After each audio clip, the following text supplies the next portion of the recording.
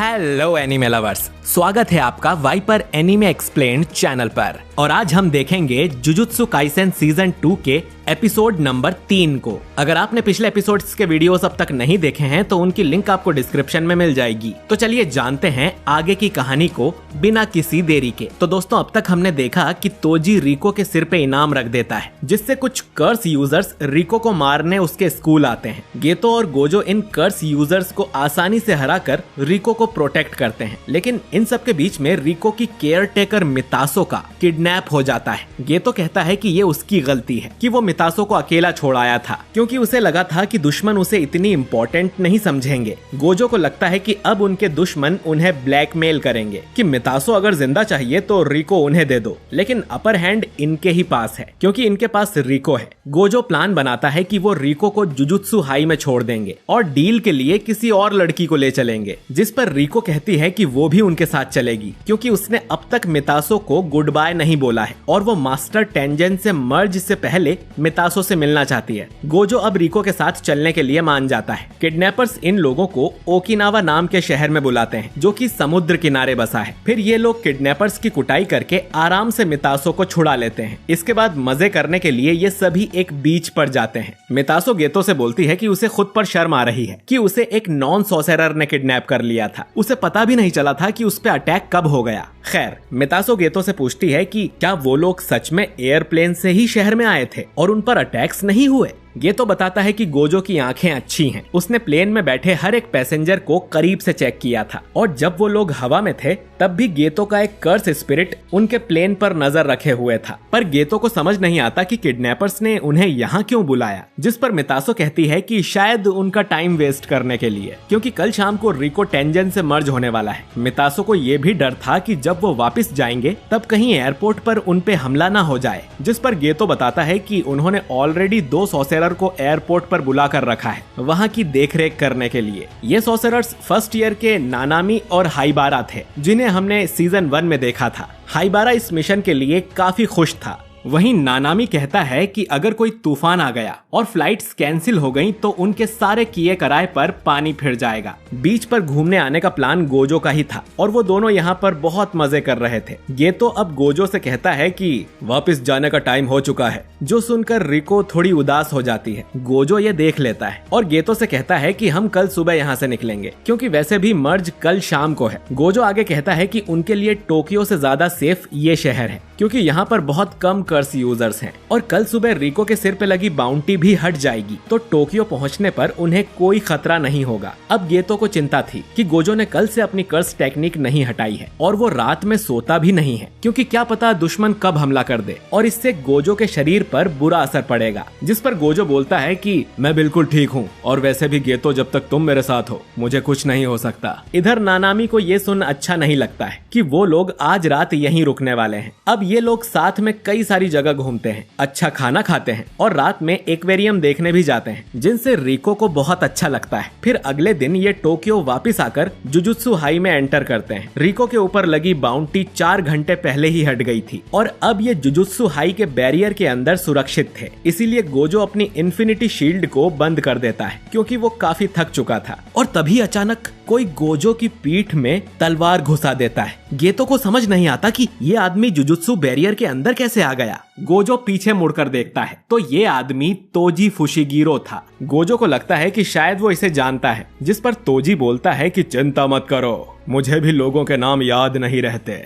इसके बाद हमें एक फ्लैशबैक दिखाया जाता है। जब गोजो का जन्म हुआ था तभी उसके नाम के काफी चर्चे हो गए थे, क्योंकि वो 6 आइस टेक्निक के साथ पैदा हुआ था। तब तोजी भी गोजो को देखने गया था और गोजो ने पीछे मुड़कर तोजी को देखा था। ये पहली और आखिरी बार था जब किसी ने तोजी को अपने पीछे महसूस किया हो, इसीलिए तोजी ने पहले तो गोजो को काफी थका दिया और जब उसके सेंसेस कमजोर हो गए तब उसने हमला कर दिया। अब गोजो तोजी को हवा में उड़ा देता है और गेतो एक वॉर्म कर्स को बाहर निकालता है जो कि तोजी को खा जाता है। इसके बाद वो गोजो की तरफ जाता है तो गोजो कहता है कि वो ठीक है, उसके किसी वाइटल ऑर्गन्स पे चोट नहीं पहुंची है और अपनी कर्स एनर्जी से उसे ज्यादा नुकसान नहीं होगा। अब गोजो गेतो से कहता है कि वो रिको को मास्टर टेंजेन टेंजन के पास लेकर जाए और इस आदमी को वो संभाल लेगा। अब गेतो रिको और मितासो को लेकर यहाँ से चला जाता है और तोजी उस कर्स को चीरते हुए बाहर निकलता है और उसके पास एक बड़ी सी तलवार भी आ गई थी और साथ में उसके कंधे पर एक कर्स स्पिरिट भी थी जिसके अंदर से तोजी अलग अलग हथियार निकाल सकता है। तोजी देखता है कि रिको यहाँ नहीं है और उसे लगा था कि वो गोजो को एक ही वार में मार देगा।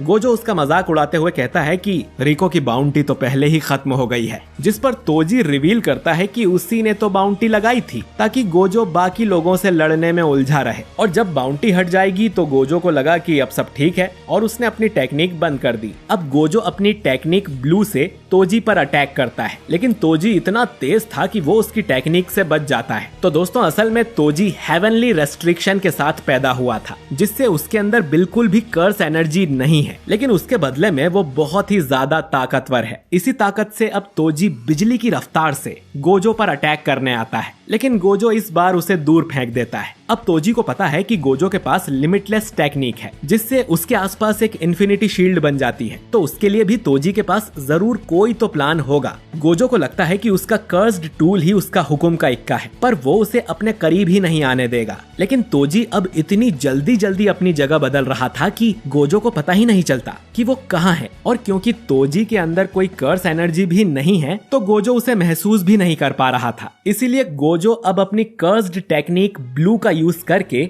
आसपास के एरिया को ही साफ कर देता है ताकि तोजी कहीं छुप ना सके और उस पे कहीं से भी सरप्राइज अटैक ना कर पाए। लेकिन तभी यहाँ पर ढेर सारे फ्लाई हेड्स का झुंड आ जाता है। फ्लाई हेड्स बहुत ही कमजोर कर्सेस होते हैं, बिल्कुल मक्खियों की तरह। गोजो को लगता है कि ये सब भी उसी स्पिरिट के मुंह से निकले होंगे जो तोजी के कंधे पर है, और वो गोजो का ध्यान बटाने के लिए इनका यूज कर रहा है क्योंकि गोजो को अब ठीक से दिखाई नहीं दे रहा था। वो फिर से ब्लू यूज करके इन मक्खियों को मारने का सोचता है, लेकिन तभी उसके मन में ख्याल आता है कि तोजी कहीं रिको को मारने तो नहीं चला गया, और जैसे ही गोजो डिस्ट्रैक्ट होता है तोजी उसके पीछे आ जाता है। उसके हाथ में स्पेशल ग्रेड कर्स टूल था जिसका नाम है इन्वर्टेड स्पीयर ऑफ हेवन। इस टूल का काम ही यही है कि ये सामने वाले की कर्स टेक्निक को कैंसिल कर सकता है। अब जैसे ही तोजी इससे गोजो पर अटैक करता है उसकी इन्फिनिटी शील्ड बंद हो जाती है और ये तलवार सीधा गोजो की गर्दन में लगती है, जिसके बाद तोजी गोजो को ऊपर से नीचे तक चीर देता है और उसकी टांगों में भी स्टैब कर देता है। गोजो अपनी जान बचाने की कोशिश करता है लेकिन कोई फायदा नहीं होता। तोजी उसके सिर में भी स्टैब करता है जिससे गोजो का शरीर बेजान होकर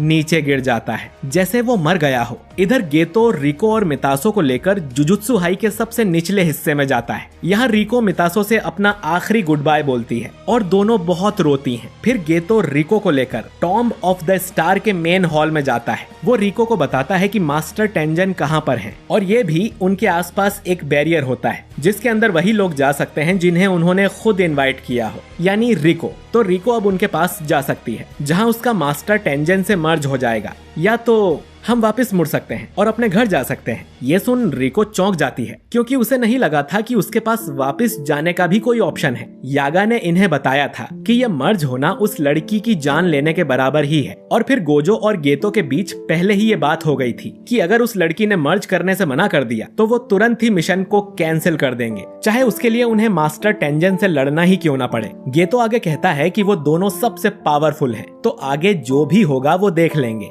अब फैसला रिको को करना है कि उसे वापस घर जाना है या नहीं। रिको बताती है कि शुरू से ही उसे बताया गया था कि वो बाकी लोगों से अलग है और बहुत खास है, इसीलिए वो अपनी ज्यादातर लाइफ अकेली ही रही है। अब क्योंकि उसके पेरेंट्स भी मर चुके थे तो उसे लगा कि उसके होने या ना होने से किसी को कोई फर्क नहीं पड़ेगा, लेकिन जब उसने अपने दोस्तों और इन लोगों के साथ टाइम बिताया तो उसके अंदर जीने की चाह जाग गई है। रिको फिर रोते हुए कहती है कि वो जिंदा रहना चाहती है और उन सबके साथ सारी जगहों पर घूमना चाहती है। अब गेतो अपना हाथ आगे बढ़ाता है और रिको से कहता है कि चलो घर चलते हैं। रिको इसके लिए मान जाती है और खुश हो जाती है, लेकिन तभी उसके सिर में एक गोली आकर लगती है और रिको की वहीं पर मौत हो जाती है।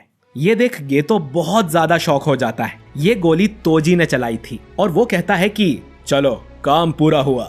गेतो उससे पूछता है कि वो यहाँ कैसे आ गया, जिस पर तोजी कहता है कि मैंने गोजो को मार दिया है। ये सुन गेतो बहुत गुस्सा हो जाता है और अपने दो सबसे पावरफुल कर्स स्पिरिट को बाहर निकालता है और तोजी से कहता है कि अब तुम मरोगे।